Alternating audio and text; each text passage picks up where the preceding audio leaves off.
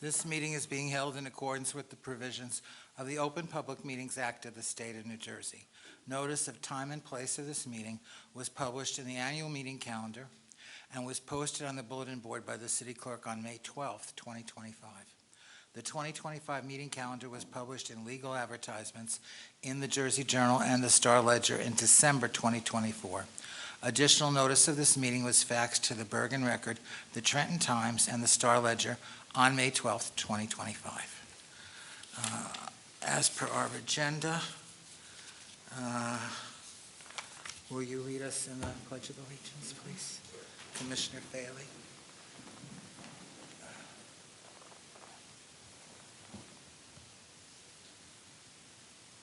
I pledge allegiance to the flag of the United States of America and to the republic for which it stands, one nation, under God, indivisible, with liberty and justice for all. Would you take the roll call?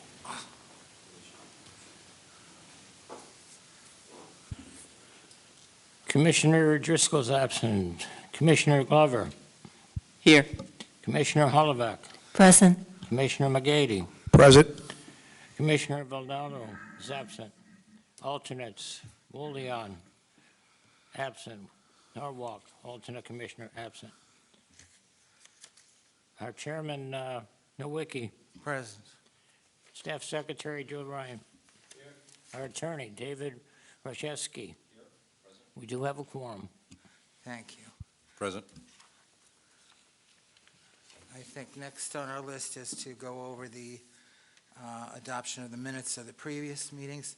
We were sent the March 25th and the April 29th. So there are 2.5 pages of minutes for us to take a look at.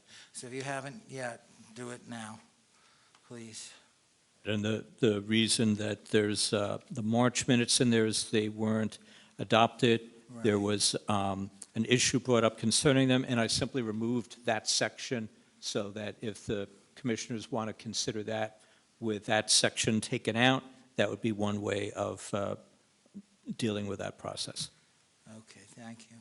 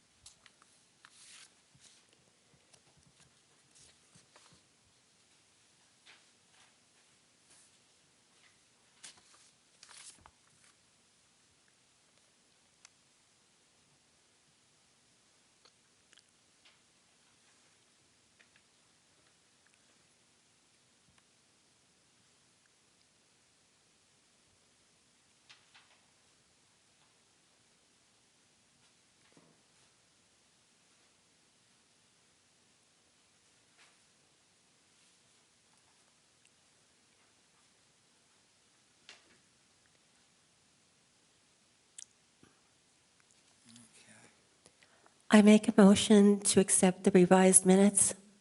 I'll second. All in favor? Aye. Aye. Okay, now is that both sets, I guess? Does that count? Just to clarify, was that for just March, or was that for both minutes, both sets of minutes? I actually don't. For, Yeah, it's a very thin package, so it's pretty easy to overlook it. The page 2 and page 3 are the March revised minutes, and then the back page is the April minutes.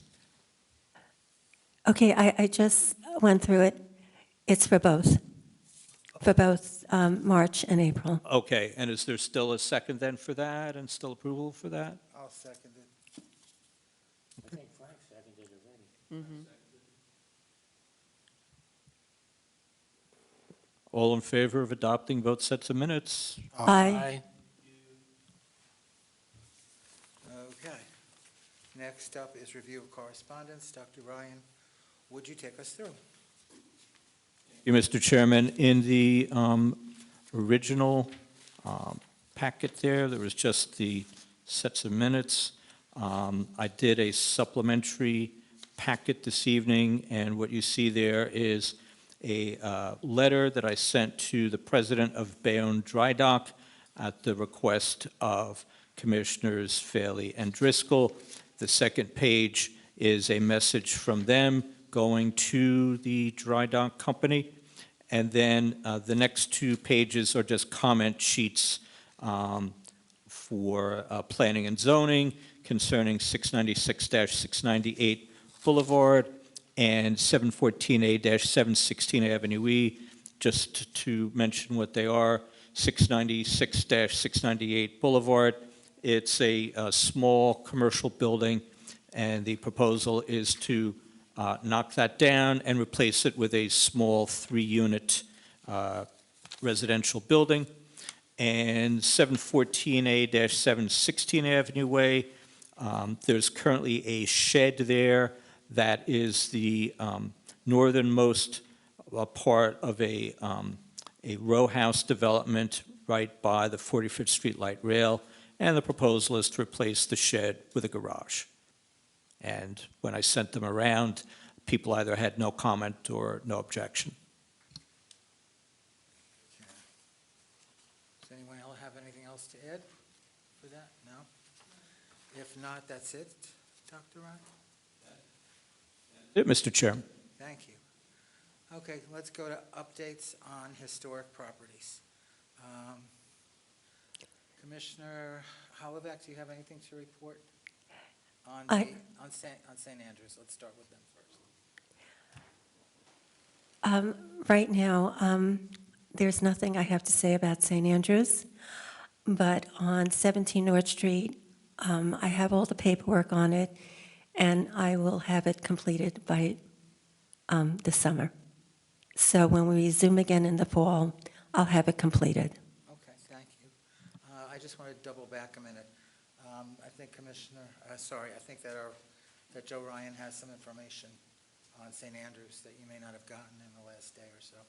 Can you tell us where we are? Since there's some legal issues involved, perhaps counsel should address this. He's actually seen some photos of the situation.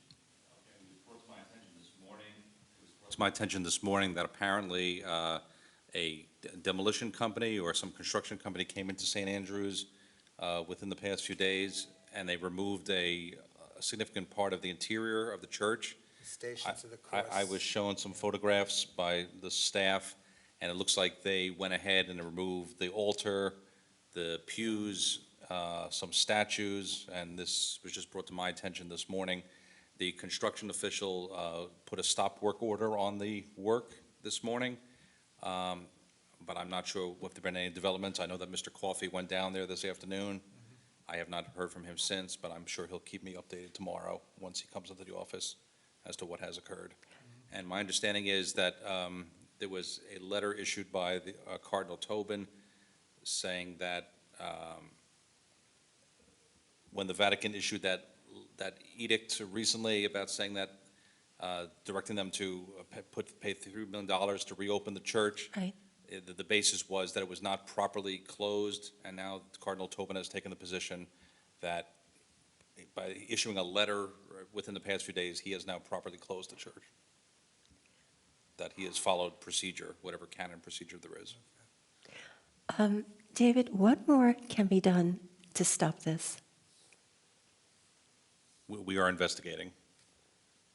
We'll try to find out the answer to that question as soon as possible. I mean, I know it was designated a historic landmark, but that meant that they could not demolish the church, but that didn't cover the interior of the building. But it should cover the windows. Mhm. And the windows are significant. And they're inside and outside. They're not just an inside thing. So if they haven't been touched, we should try to make the Archdiocese aware that they are covered. Right, and here it went through the planning board, it went through city council to designate it as an historic property. So for them to touch the exterior, such as the windows, I just don't understand that. Well, we haven't heard that they've touched the windows yet. It's only interior things. The Stations of the Cross and the altar have been removed, and maybe the pews? I'm not sure Yes, that the- I've seen photographs showing that the pews have been removed. And my understanding is that the cardinal has declared that the church will no longer be used for The church. religious purposes. And all the work that the parishioners who went to the Vatican, and it was my understanding that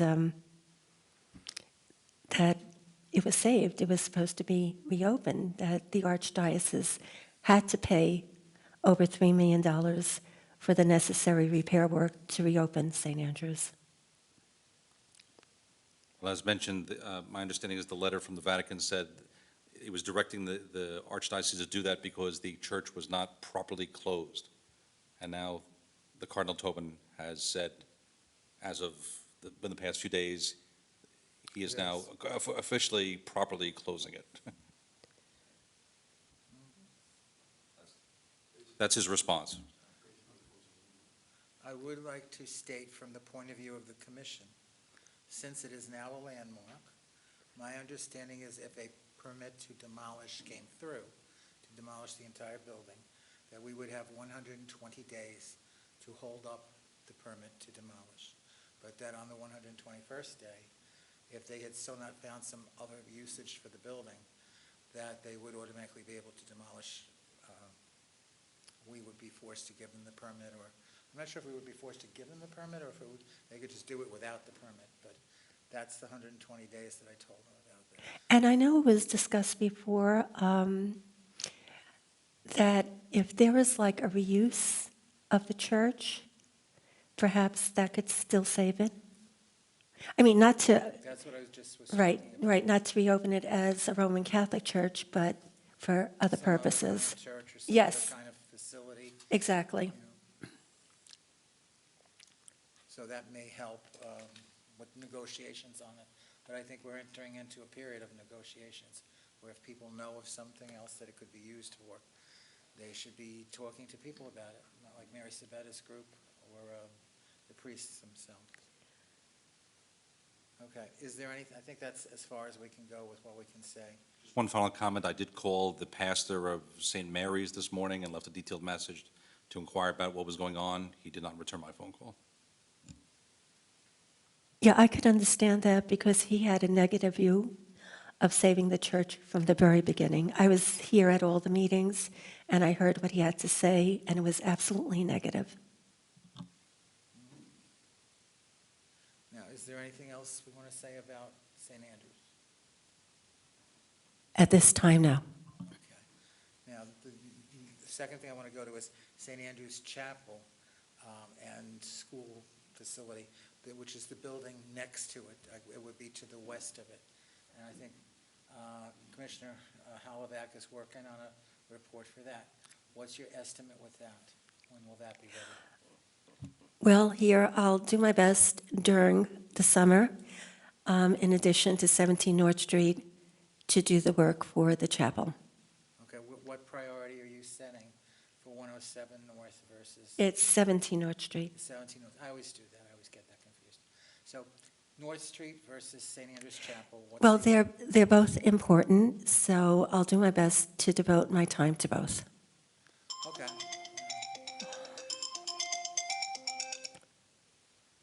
Let me turn that off. Okay, thank you very much. I know what those people want. Let's go forwards with Commissioner Driscoll is not with us, but she and Commissioner Faley have.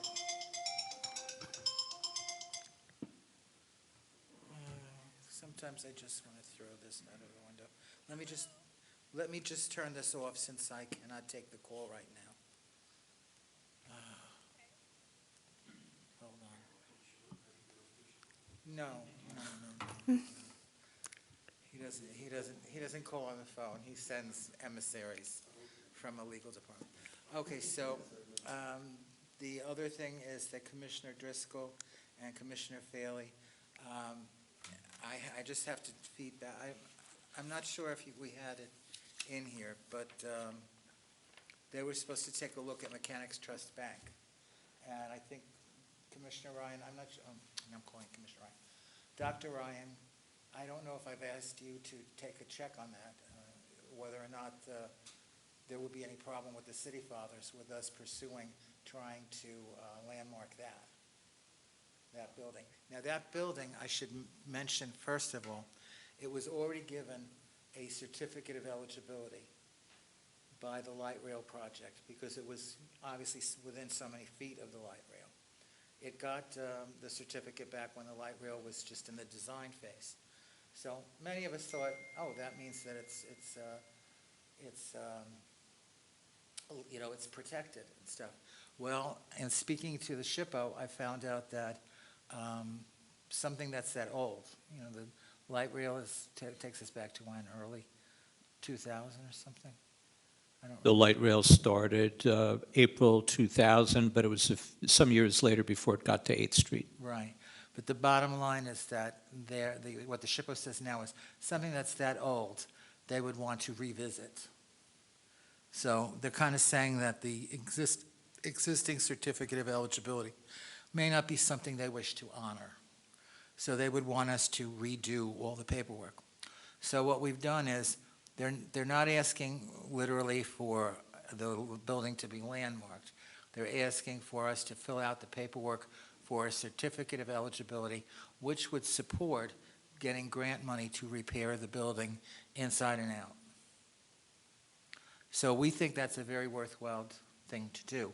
Originally, the target was that that building, which we also call the BEOF, one of the BEOF facilities, was going to be no longer needed once Holy Family Academy was upgraded to support all of the BEOF requirements. Now, I don't know there have been starts and stops with the BEOF project with Holy Family Academy. I don't know where that project is, and I don't need to know. I just know that I wanted us to be prepared so that if they do get a go-ahead, they are going to exit for any reason, for BEOF closing down or HFA being redeveloped.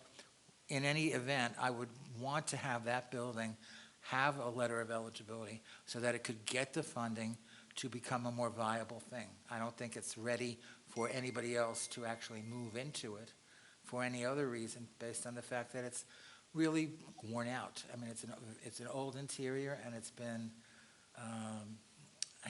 has been around for a long time, and it needs to be upgraded. So having the letter of eligibility would be useful. We can't depend on the old one. So Dr. Carnoutsis took as a project, an emeritus project, to help us with the forms, and she has gotten the forms for a letter of eligibility, and she has looked at the information that Lee had when Commissioner Faley was working on trying to landmark the building, and she's basically done all the work for the letter of eligibility and has passed that back to Lee and to me and to Jessica Driscoll, Commissioner Driscoll, so that we have that. It's missing a few things, like the actual size of the lot, an actual map of the building. Those two things are missing. But we know about that, and I forwarded them to Tommy Cotter and Jacqueline McNulty for them to try to help us with those two things that are missing. So I'm trying to be prepared so that we don't have a hurry up like we did with St. Andrews, that we're ahead of the game. We know what might happen, and we're prepared. And I don't really want to lose that building. It's one of the oldest landmarks that we have. It's in very near original state on the outside. It's in a district. It's in a row that has been discussed by SHPO before as being worthwhile, and it's an early building in the community. So I'm assuming that you have no issue with that. That you're okay with that? That it sounds I have to reasonable? check with the city to see what the latest Plans. status of that building Yeah. is. Yeah. The congressman's office apparently has good news about the Holy Family property, but I don't know when various things will happen. Okay, so just be aware that other than those two things, the size of the lot and the map, et cetera, which I've asked Mr. Cotter, I'm going to probably go visit, do you remember the name of the street in Jersey City that we have to go to for the Cornelison, yeah, Cornelison. I'm probably going to stop over there and get the deed. I believe some of the property had been owned by DeWitt Van Buskirk before it was sold to the Mechanics Trust Bank, so that would kind of help us out there. It's a double lot, and there's another lot next to it that is being used as a playground right now. So that's something that Jessica and Lee would be working with, okay? That's one thing, that's Mechanics Trust. The other thing was there was some discussion from the Polish-American groups about them wanting to do similar to St. Andrews, to landmark the Mount Carmel Church, so that nothing will happen to that. And we have Richard Romalchek. Rommel, or also known. No, it's Romalchek. Yeah, no, he goes by Rommel legally.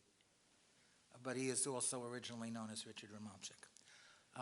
And then also Michelle Pica and Lee, to a degree, and Jessica and I have been working on it. So she already has a property report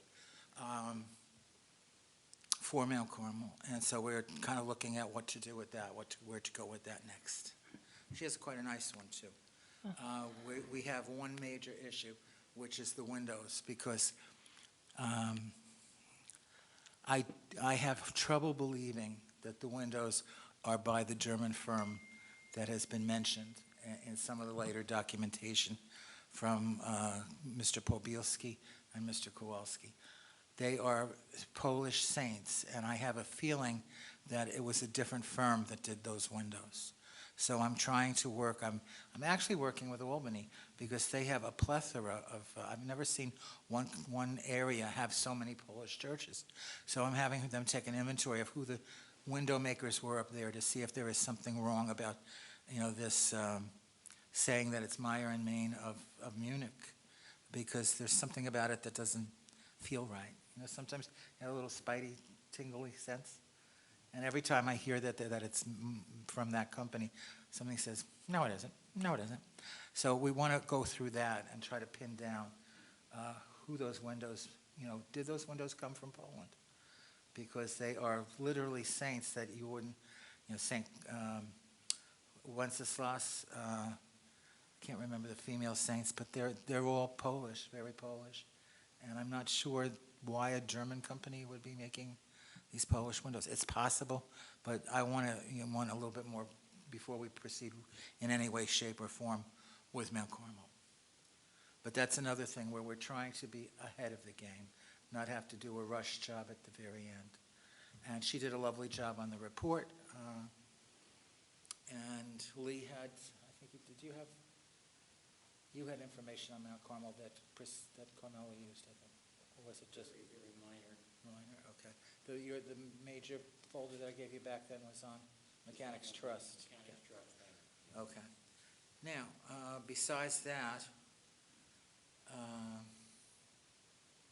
we have found some information that we think was incorrect from an archaeological point of view and I think Lisa will be interested in this, in working with the museum in Jersey City.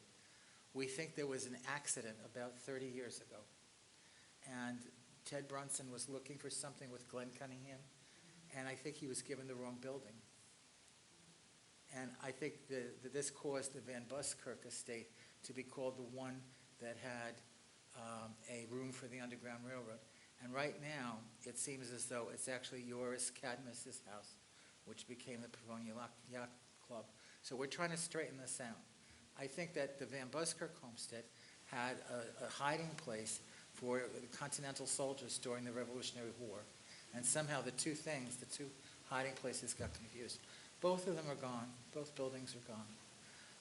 The few burials that we know about were around the Van Buskirk house. They were the slave holders versus Joris Cadmus and company seem to have been the ones who helped with the Underground Railroad.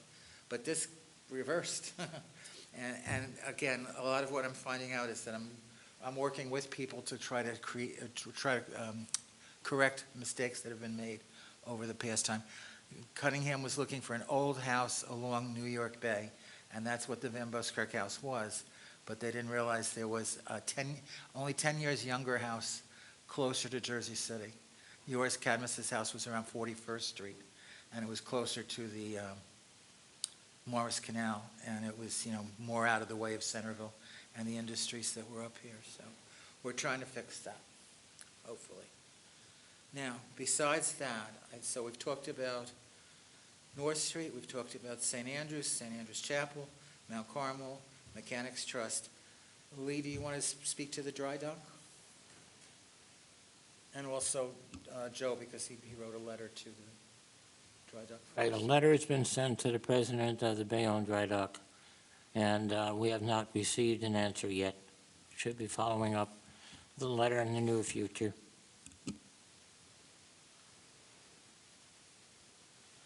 Maybe we could pin him down as somebody who could act as a point person here in Bayonne, so that we wouldn't have to be running to him, since he doesn't have an office here as far as I know, correct? I don't think so. Okay.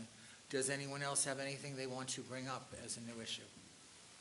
Yes, as far as the dry dock, I see here in the supplement packet concerning any historic buildings. Well, perhaps Jessica and Lee could look at the former barracks there.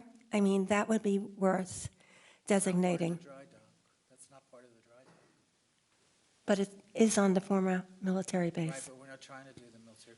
If you want to ask for whatever is there to be separately landmarked, that'd be fine, but not as part of the dry dock. I mean, that's a different owner, and that's always been a different owner.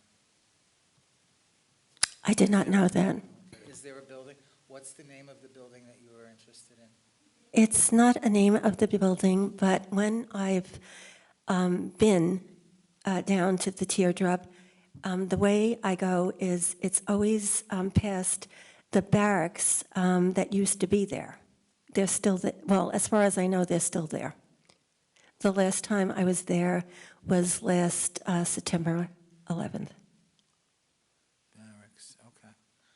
I suppose we could look into that. I mean, I believe that the building that you're talking about has been renovated a couple of times, so therefore it's not eligible to be landmarked. exterior? I think so. Okay. Well, maybe next time you go, you can take a picture. That'll help us know what it is. And Dr. Ryan, you were going to say something?